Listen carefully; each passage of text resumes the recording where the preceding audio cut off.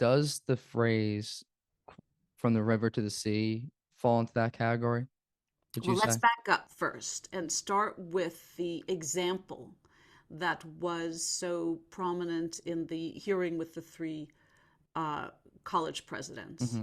my own among them, Liz McGill, for whom I have the greatest respect and personal affection.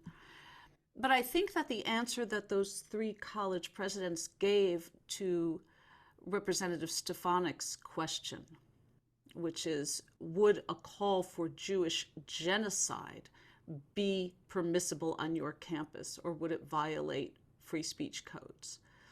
Um, is really one that, in my view, they did not answer accurately. And for the 23 years that I've been at Penn and I've been involved in free speech issues, I never placed the interpretation on our open expression policies, on our principles of academic freedom and our principles of open expression that I heard represented in that hearing. The understanding that I have always had, and this was partly based on seeing the way administrators and my colleagues respond to different kinds of speech, um, often in a different context, is that there were certain expectations of respectfulness and decency in the way that we treat one another, and that university administrators will insist on that treatment in a wide variety of situations, and will try to calm things down, or if need be, shut things down when we're getting past a certain level of hostility that is actually a threat to students on campus, whether it's a threat physically or it's a threat, a severe threat emotionally.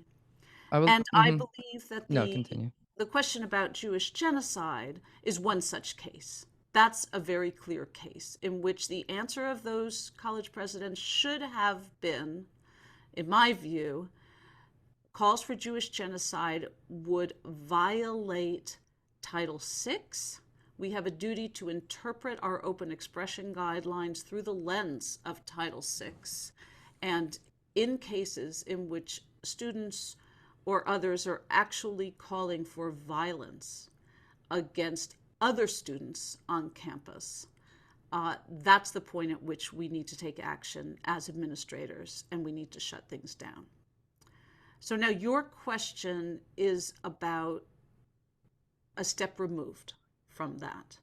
So I can say with confidence that any calls for the genocide of anyone on campus, of any discrete ethnic or religious or racial group, should not be tolerated by university administrators. And there's a lot of different ways to explain that principle. You can explain it through the lens of Title VI, but I think you can explain it within the confines of the First Amendment as well, because it creates a threatening environment that is not safe for students, and that will only escalate.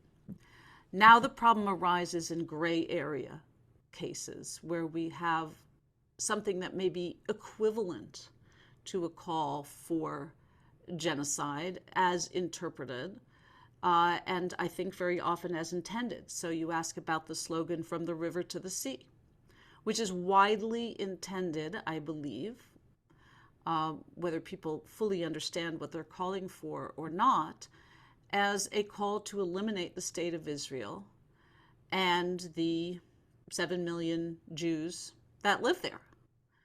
Um, and is that a legitimate call that university administrators should tolerate? I think that while in this sense the university presidents might have been right that it depends on the context for a slogan like that, not for a slogan like "we want Jewish genocide," but for a slogan in the gray area, in general, I think university administrators would be within their rights to say, we're going to ban slogans from demonstrations on campus that are generally understood as calling for the elimination or calling for violence against a discrete ethnic or religious or racial minority.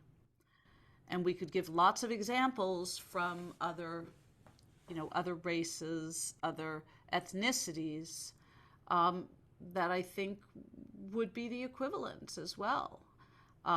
If people were saying, because they're upset about the Russian invasion of Ukraine,